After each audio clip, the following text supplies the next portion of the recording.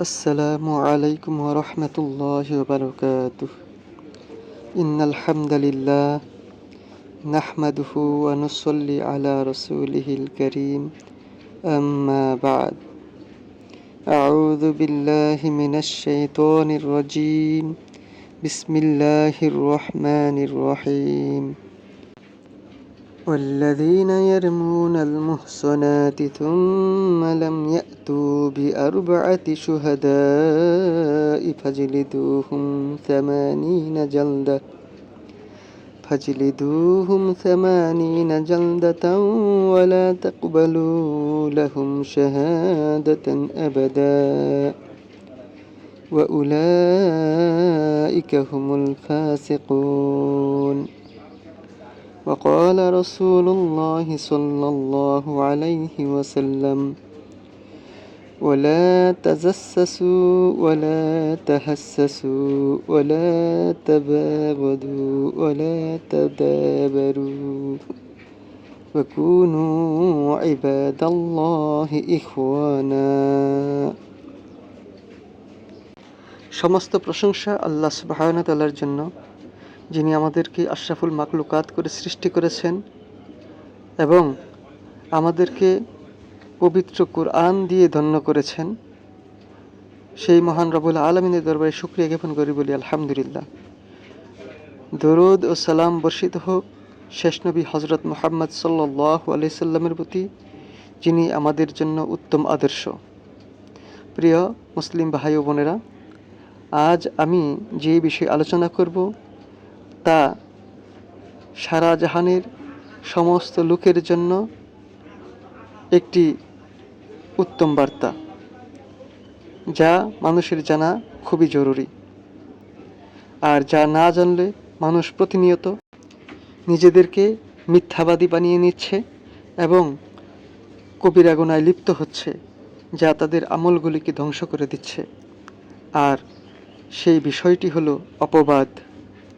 এবং অপবাদের সাথে সাথে আমি তাজাসসুস বা গোয়েন্দাগিরি এবং গীবাত সম্পর্কে কিছু আলোচনা করব, যা আমাদের জানা খুবই জরুরি। তো প্রিয় মুসলিম ভাই ও বোনেরা, আমি পবিত্র কোরআন থেকে যে আয়াত পাঠ করেছি তার উপরে কিছু আলোচনা করব এবং একটি হাদিস পাঠ করেছি তার উপরেও আলোচনা করব। খুবই সংক্ষেপে করার চেষ্টা করব এবং এই সংক্ষেপ আলোচনা থেকে আশা করি সবাই উপকৃত হবেন। আল্লাহ সুবহানাহু ওয়া তাআলা যে আয়াত নাযিল করেছেন আমি তা পাঠ করেছি, ওয়াল্লাযীনা ইয়ারমুনাল মুহসানাতি সুম্মা লাম ইয়াতু বিআরবাআতি শুহাদা ফাজলিদুহুম 80 জালদা ওয়ালা তাকবালু লাহুম শাহাদাতান আবাদা ওয়া উলাইকা হুমুল ফাসিকুন। যারা সতী নারীদের উপর অপবাদ আরোপ করে, 4 জন সাক্ষী হাজির করে না, তাদেরকে 80টি বেত্রাঘাত করতে হবে, 80টি কষাঘাত করবে এবং কখনো তাদের সাক্ষ্য গ্রহণ করবে না। তারাই সত্যত্যাগী। এই আলোচনায় আল্লাহ সুবহানাহু ওয়া তাআলা সতী নারীদের মর্যাদা রক্ষার ব্যাপারে বলেছেন। একই সাথে আমরা বুঝব, শুধু সতী নারী না, সকল মানুষ, সকল পুরুষের জন্য এটাতে ইজ্জত রক্ষা এবং সম্মান রক্ষার বিষয় রয়েছে, যেখানে আল্লাহ সুবহানাহু ওয়া তাআলা স্পষ্ট করে দিয়েছেন, কারো ব্যাপারে কোনো অপবাদ বা কোনো বিষয় বলতে গেলে যে জেনা করেছে বা এরকম কোনো পাপ করেছে, এরকম কথা বলতে গেলে অবশ্যই 4 জন সাক্ষী হাজির করতে হবে। আর 4 জন সাক্ষী যদি হাজির না করে তবে তাদেরকে 80টি কষাঘাত করতে হবে। আর এটাই হলো মুমিনদের নিরাপত্তার, মুমিনদের সম্মানের রক্ষার জন্য একটি বড় আয়াত। এবং এটা না করলে পৃথিবীতে মানুষ একজন আরেকজনকে অপমান করার জন্য, তাদের ইজ্জত হানি করার জন্য, তাদেরকে হেয় প্রতিপন্ন করার জন্য এইসব অপবাদ দিতে পারে। যেমন হযরত আয়েশা রাদিয়াল্লাহু তাআলা আনহাকে এমন একটি অপবাদ দিয়েছিল যারা দিয়েছিল তাদের মধ্যে অন্যতম ছিল কে?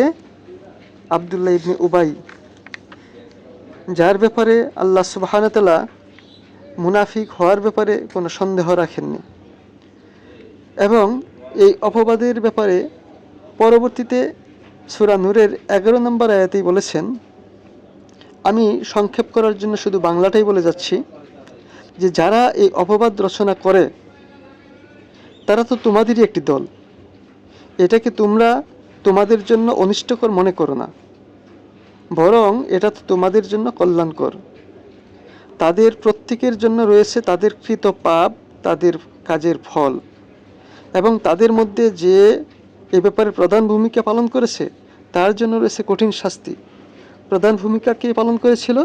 হযরত আয়েশা রাদিয়াল্লাহু তাআলা আনহার অপবাদের ব্যাপারে আব্দুল্লাহ ইবনে উবাই।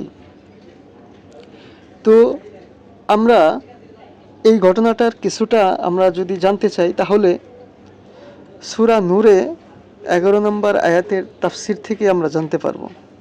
আমরা সবাই এই আয়াতের তাফসিরগুলি পড়ে নেব, তবে সংক্ষেপ কিছু বলতেছি।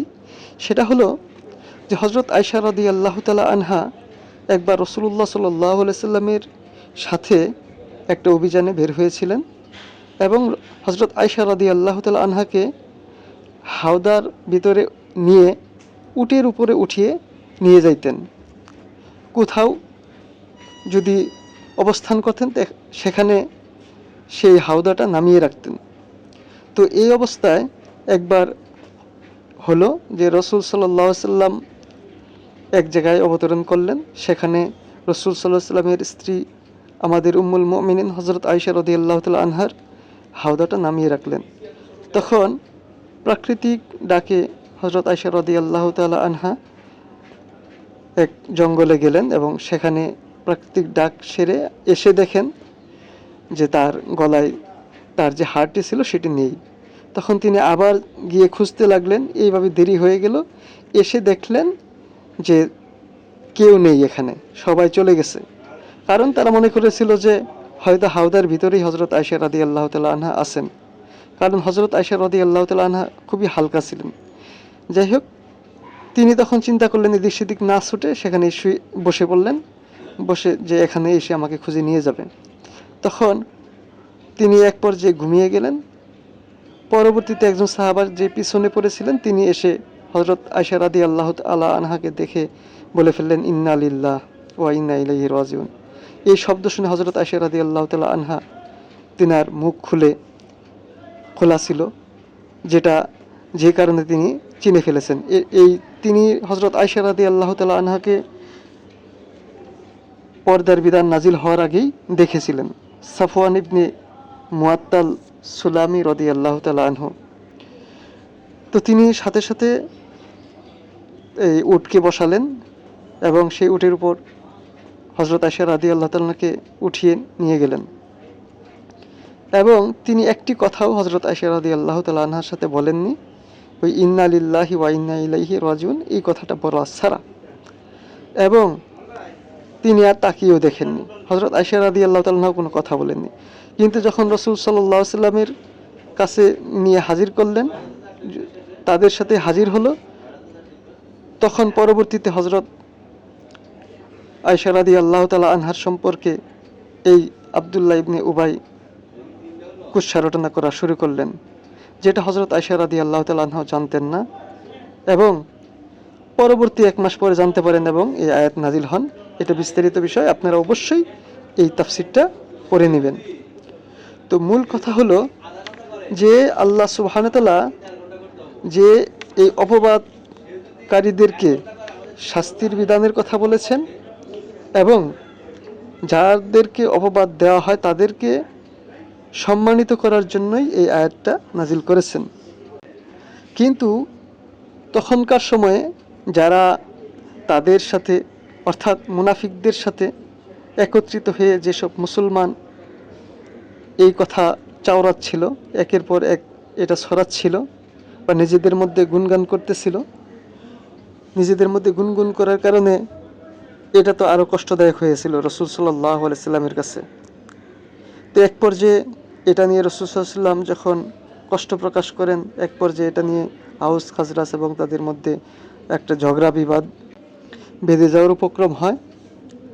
তো যাই হোক, পরবর্তীতে অনেক ঘটনা ঘটে, কিন্তু আল্লাহ সুবহানাহু ওয়া তাআলা পরবর্তীতে হযরত আয়েশা রাদিয়াল্লাহু তাআলা আনহাকে পবিত্রা ঘোষণা করেন। তো কিন্তু মুসলিমদের কি করণীয় ছিল এই ব্যাপারে আল্লাহ সুবহানাহু ওয়া তাআলা জানিয়ে দিচ্ছেন, এ কথা শোনার পর মুমিন পুরুষ ও নারীগণ কেন নিজেদের লোক সম্পর্কে উত্তম ধারণা করেননি এবং বলেনি এটা তো সুস্পষ্ট অপবাদ। তারা কেন এ ব্যাপারে 4 জন সাক্ষী হাজির করেনি? যেহেতু তারা সাক্ষী হাজির করেনি, সেই কারণে তারা আল্লাহর বিধানে মিথ্যাবাদী। দুনিয়া ও আখিরাতে তোমাদের প্রতি আল্লাহর অনুগ্রহ ও দয়া না থাকলে তোমরা যাতে লিপ্ত ছিলে তোর জন্য কঠিন শাস্তি তোমাদেরকে স্পর্শ করত। যখন তোমরা লোক মুখে এটা ছড়াচ্ছিলে এবং এমন বিষয় মুখে উচ্চারণ করছিলে যার কোনো জ্ঞান তোমাদের ছিল না এবং তোমরা একে তুচ্ছ গণ্য করেছিলে, যদিও আল্লাহর নিকট এটা ছিল গুরুতর বিষয়। তো মূল কথা হলো যে এখানে মুসলিমদের অর্থাৎ মুমিনদের কি করণীয় ছিল? এই অপবাদ এরকম কথা শোনার সাথে সাথে মুসলিমদের করণীয় ছিল যে তারা বলবে তাদের সম্পর্কে ভালো ধারণা করো, তাদের সম্পর্কে মন্দ ধারণা করো না। তাদের মন্দ ধারণা করাটা উচিত হয়নি, যেহেতু তারা 4 জন সাক্ষী হাজির করতে পারেনি। আর পূর্বে তো আমি আয়াতে বলেছি যে 4 জন সাক্ষী হাজির করতে না পারলে তাদের জন্য শাস্তি 80টি কষাঘাত। তো অতএব আমাদের এই আয়াতগুলি থেকে বুঝতে হবে, আর আল্লাহ সুবহানাহু ওয়া তাআলা যে মুমিনদের সম্পর্কে মন্দ ধারণা করতে নিষেধ করেছেন এবং মন্দ ধারণা যে পাপ হয়ে থাকে এবং গীবাত করা একটা বড় ধরনের অন্যায় এবং তাজাসসুসি বা জাসুসি করা অর্থাৎ গোয়েন্দাগিরি করা, কারো দোষ অন্বেষণ করা, এটা যে কবিরা গুনাহ, এই সম্পর্কেও আল্লাহ সুবহানাহু ওয়া তাআলা সূরা হুজরাতে বলেছেন। যেমন আল্লাহ সুবহানাহু ওয়া তাআলা বলেন, আউযু বিল্লাহি মিনাশ শাইতানির রাজীম, ইয়া আইয়ুহাল্লাযীনা আমানু ইজতানিবু কাসীরাম মিনাজ যন্ন ইন্না বা'দাজ যন্নি ইসমুন ওয়া লা তাজাসসাসু ওয়া লা ইয়াগতাব বা'দুকুম বা'দা أيحب أحدكم أن يأكل لحم أخيه ميتا فكرهتموه واتقوا الله إن الله تواب رحيم। হে ইমানদারগণ অর্থাৎ হে মুমিনেরা, তোমরা অনেক ধারণা থেকে অনেক অনুমান থেকে দূরে থাকো, কারণ অনুমান কোনো কোনো ক্ষেত্রে পাপ, এবং তোমরা একে অপরের গোপনীয় বিষয় অনুসন্ধান করো না অর্থাৎ গোয়েন্দাগিরি করো না, এবং একে অপরের পিছনে নিন্দা করো না অর্থাৎ গীবত করো না। তোমাদের মধ্যে কি কেহ এমন যে মৃত ভাইয়ের গোশত ভক্ষণ করতে ইচ্ছুক বা ভক্ষণ করতে চায়? বস্তুত তোমরা তো এটাকে ঘৃণাই করো।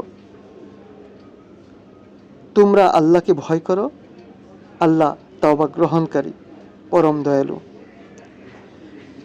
তো আল্লাহ সুবহানাহু ওয়া তাআলা এখানে জানিয়ে দিলেন যে অধিকাংশ অনুমানই পাপ, তাই অনুমান থেকে দূরে থাকো এবং একে অপরের পেছনে গোপন বিষয় তল্লাশি করো না, গোপন বিষয় খুঁজে বেরিও না। এগুলি কি সুস্পষ্ট কবিরা গুনার অন্তর্ভুক্ত, এবং পরনিন্দা সেটাও কবিরা গুনার অন্তর্ভুক্ত। আমরা যদি এই কাজগুলি অনবরত করতে থাকি তাহলে আল্লাহ সুবহানাহু ওয়া তাআলা আমাদেরকে কত বড় শাস্তি দিতে পারেন সেটা আমরা কল্পনাও করতে পারি না। আল্লাহর শাস্তি থেকে আমাদের বাঁচতে হবে এবং আল্লাহর কাছে আমাদের ক্ষমা চাইতে হবে। যদি আমরা কেউ এই কাজগুলি করে থাকি তাহলেই আমরা ক্ষমা পাবো, না হলে ভবিষ্যতে আমাদের সাক্ষ্য গ্রহণ হবে না এবং আমরা মিথ্যাবাদীদের অন্তর্ভুক্ত হব।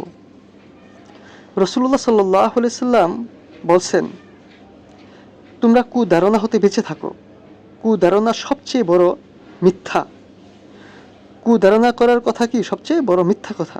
তোমরা কারো গোপন তথ্য সন্ধান করো না, একে অপরের দোষ ত্রুটি খোঁজার চেষ্টা করো না, হিংসা বিদ্বেষ পোষণ করো না, একে অপরের পশ্চাতে নিন্দা করো না, একে অপরকে ঘৃণা করো না, একে অপর থেকে পৃথক থেকো না, এবং হে আল্লাহর বান্দারা সবাই ভাই ভাই হয়ে যাও। মুয়াত্তাতে এই হাদিসটা রয়েছে, আর ইবনে কাসিরেও এই হাদিসটা নিয়ে এসেছেন।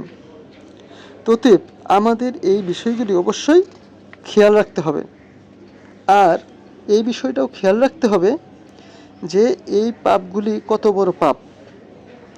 বুঝতে পারছেন বিষয়গুলি? আশা করি আপনারা সকলেই বুঝতে পারছেন। তো আমাদের এই হাদিসগুলির উপর আমল করতে হবে এবং কোরআনের আয়াতের উপর আমল করতে হবে এবং সকল প্রকার অন্যায় মন্দ কর্ম থেকে বিরত থাকতে হবে। তা না হলে আমাদের আমলগুলি নষ্ট হয়ে যাবে। কারণ একটা হাদিসে এটাও রয়েছে, ওয়ালা তাজাসসু ওয়ালা তাহাসসু ওয়ালা তাবাগাদু ওয়ালা তাদাবারু ওয়া কুনু ইবাদাল্লাহি ইখওয়ানা।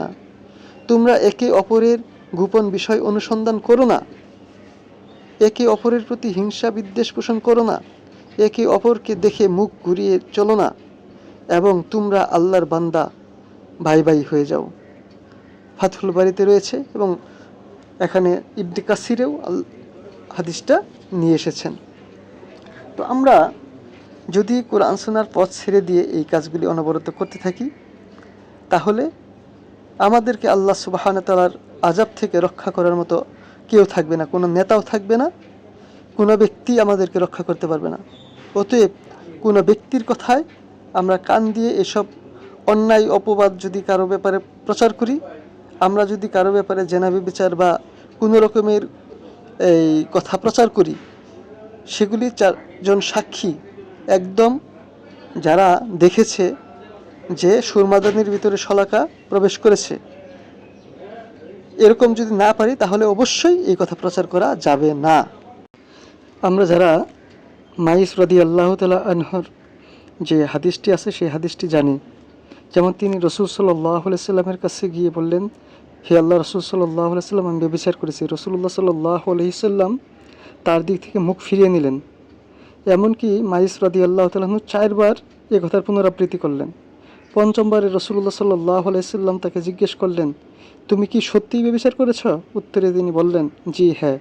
রাসূলুল্লাহ সাল্লাল্লাহু আলাইহি ওয়াসাল্লাম পুনরায় তাকে জিজ্ঞেস করলেন, প্রশ্ন করলেন, ব্যভিচার কাকে বলে? তাকে তুমি জানো?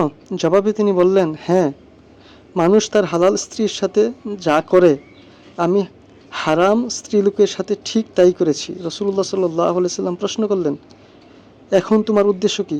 মাইস রাদিয়াল্লাহু তাআলা বললেন, আমার উদ্দেশ্য এই যে আমাকে আপনি এই পাপ থেকে পবিত্র করবেন। তিনি প্রশ্ন করলেন, তুমি কি তোমার গুপ্তাঙ্গকে এরূপভাবে প্রবেশ করিয়েছিলে যেরূপভাবে শলাকা সুরমাদানির মধ্যে এবং রশি কুয়ার মধ্যে প্রবেশ করে? তিনি উত্তরে বললেন, হে আল্লাহ রাসূল সাল্লাল্লাহু আলাইহি সাল্লাম, হ্যাঁ, ওইভাবেই। তখন রাসূলুল্লাহ সাল্লাল্লাহু আলাইহি সাল্লাম তাকে রজম করার অর্থাৎ অর্ধেক মাটিতে পুঁতে প্রস্তর নিক্ষেপ করে হত্যার নির্দেশ দেন এবং এভাবে তাকে হত্যা করা হয়। এরপর রাসূলুল্লাহ সাল্লাল্লাহু আলাইহি ওয়াসাল্লাম দুইজন লোককে পরস্পর বলাবলি করতে শুনলেন, ওই লোকটিকে দেখো, আল্লাহ তার দোষ গোপন রেখেছিলেন, কিন্তু সে নিজেই নিজেকে ছাড়ল না, ফলে কুকুরের মতো তাকে প্রস্তর নিক্ষেপ করে হত্যা করা হলো। এ কথা শুনে রাসূলুল্লাহ সাল্লাল্লাহু আলাইহি ওয়াসাল্লাম কিছুক্ষণ পর তিনি দেখলেন যে পথে একটি মৃত গাধা পড়ে রয়েছে। তিনি বললেন, উমুক ও উমুক কোথায়? তারা তার কাছে এলে তিনি তাদেরকে বললেন, তোমরা সওয়ারি হতে অবতরণ করো এবং এই মৃত গাধার গোশত ভক্ষণ করো। তারা বলল, হে আল্লাহ রাসূল সাল্লাল্লাহু আলাইহি সাল্লাম, আল্লাহ আপনাকে ক্ষমা করুন, এটা কি খাওয়ার যোগ্য? উত্তরে তিনি বললেন, তোমরা তোমাদের ভাইয়ের যে গোশত ভক্ষণ করেছিলে ওটা এর চেয়েও জঘন্য ছিল। যার হাতে আমার প্রাণ রয়েছে তার শপথ, সে অর্থাৎ মাইস রাদিয়াল্লাহু তাআলা আনহু তো জান্নাতের নদীতে সাঁতার কাটছে। তো প্রিয় ভাই ও বোনেরা, এখানে যে হাদিসটি আমি পরে আপনাদেরকে বা আপনাদেরকে জানালাম, সেই হাদিস থেকে সুস্পষ্টভাবে আপনারা জানতে পারবেন যে এখানে রসুল সাল্লাল্লাহু আলাইহি সাল্লাম তাকে শাস্তি দেওয়ার জন্য তো খোঁজেনি, বরং তাকে বাঁচানোর জন্য বারবার মুখ ফিরিয়ে নিয়েছেন। অবশেষে 4 বার সাক্ষ্য দেওয়ার পরে পঞ্চমবারে তিনি একবারে নিশ্চিত হয়েছেন কথাগুলি প্রশ্ন করে করে জেনে। তারপরেও তার কার্যকরের পরেও কেউ নিন্দা করলো আর তিনি সেটা পছন্দ করলেন না এবং বললেন যে এটা মৃত ভাইয়ের গোস্ত খাওয়ার মতো বা ওই পচা গাদার গোস্ত খাওয়ার চেয়েতেও জঘন্য কাজ ছিল। এবং এখান থেকে আরেকটি শিক্ষা পাই যে রসুল সাল্লাল্লাহু আলাইহি সাল্লাম জিজ্ঞেস করলেন না কোন নারীর সাথে তুমি জেনা করেছো, সেই নারীকেও শাস্তি দিতে হবে, ওই নারীকে খুঁজে বের করো। তাহলে খুঁজে বের করে করে শাস্তি দেওয়ার এখানে কোনো সুযোগই নেই। আমরা সূরা নূরের এই আয়াত থেকে আমরা জানতে পারি যে আল্লাহ সুবহানাহু ওয়া তাআলা বলেন, যারা মুমিনদের মধ্যে অশ্লীলতার প্রসার কামনা করে তাদের জন্য রয়েছে দুনিয়া ও আখিরাতে মর্মন্তুদ শাস্তি, এবং আল্লাহ জানেন তোমরা জানো না। এটার তাফসিরে ইবনে কাসির রহিমাহুল্লাহ যা লিখেছেন তা হলো, যে ব্যক্তি এই ধরনের কথা শুনবে এবং তার জন্য এটা ছড়িয়ে দেয়া হারাম, যারা এরকম জঘন্য কথা ছড়িয়ে বেড়ায় তাদেরকে পার্থিব শাস্তি অর্থাৎ দুনিয়াতে শাস্তি, তাদেরকে হত লাগানো হবে ওই 80টা বেত্রাঘাত, এবং পারলৌকিক শাস্তি অর্থাৎ জাহান্নামে নিক্ষেপ করা হবে। তো আল্লাহ তাআলা বলেন, আল্লাহু ইয়ালামু ওয়া আনতুম লা তা'লামুন, আল্লাহ জানেন তোমরা জানো না। সুতরাং সমস্ত বিষয় আল্লাহ তাআলার দিকেই ফিরিয়ে দেওয়া উচিত। শাওবান রাদিয়াল্লাহু তাআলা হতে বর্ণিত আছে যে নবী সাল্লাল্লাহু আলাইহি সাল্লাম বলেছেন, তোমরা আল্লাহর বান্দাদেরকে কষ্ট দিও না, তাদেরকে দোষারোপ করো না এবং তাদের গোপনীয় দোষ অনুসন্ধান করো না। যে তার মুসলিম ভাইয়ের গোপনীয় দোষ ত্রুটির অনুসন্ধান করবে, আল্লাহ তাআলাও তার দোষ ত্রুটির পিছনে লাগবেন এবং তাকে লাঞ্ছিত করবেন, এমনকি সে নিজ গৃহে অবস্থান করলেও। আহমদে এই হাদিসটি এসেছে এবং ইবনে কাসিরে এটা নিয়ে এসেছেন। তো আমরা এই হাদিস থেকে কি বুঝলাম, কি জানলাম, এই বিষয়গুলি আমাদের অনুধাবন করতে হবে এবং কোরআন এবং সুন্নাহ থেকে আমাদের বুঝতে হবে, সেই অনুযায়ী আমল করতে হবে। আমরা যদি কোরআন সুন্নাহর আমল বাদ দিয়ে হাওয়ার অনুসরণ করি তাহলে আমাদের কি হতে পারে আমাদের একটু অনুধাবন করা দরকার। তো সর্বশেষ যে কথাটা বলবো, আল্লাহ সুবহানাহু ওয়া তাআলা এই সূরা নূরেই প্রথমেই বলেছেন, এটি একটি সূরা, এটি আমি অবতীর্ণ করেছি এবং এর বিধানকে অবশ্য পালনীয় করেছি। এতে আমি অবতীর্ণ করেছি সুস্পষ্ট আয়াতসমূহ যাতে তোমরা উপদেশ গ্রহণ করো। এখানে আল্লাহ সুবহানাহু ওয়া তাআলা যে সুস্পষ্ট বিধান দিয়েছেন, এই বিধানগুলি যারা মুসলিম, যারা আত্মসমর্পণ করেছে তাদের মেনে নিতে হবে এবং কোনো রকমের হাওয়ার অনুসরণ করা যাবে না, কামনা বাসনার অনুসরণ করা যাবে না। আল্লাহ সুবহানাহু ওয়া তাআলা আমাদেরকে জেনাবে বিচার, অপবাদ, চুগলখড়ি এবং পরনিন্দা থেকে, এরকম আরও যত রকমের পাপ আছে সেই পাপ থেকে বেঁচে থাকার তৌফিক দান করুন। আমরা সমস্ত প্রকার হাওয়ার অনুসরণ থেকে দূরে থাকব, তাহলেই আমরা যারা আল্লাহর দ্বীন প্রতিষ্ঠা করতে চাই বা আল্লাহর কোরআন মেনে চলতে চাই তারা সঠিক পথ পাব। এবং যারা আমাদের এই আলোচনা শুনে সন্তুষ্ট তারা অবশ্যই আমাদের সাথে থাকুন। আল্লাহ সুবহানাহু ওয়া তাআলা আমাদেরকে কোরআন এবং সুন্নাহর অনুসরণ করার তৌফিক দান করুন। সুবহানাকা আল্লাহুম্মা ওয়া বিহামদিকা আশহাদু আল্লা ইলাহা ইল্লা আনতা আস্তাগফিরুকা ওয়া আতুবু ইলাইক।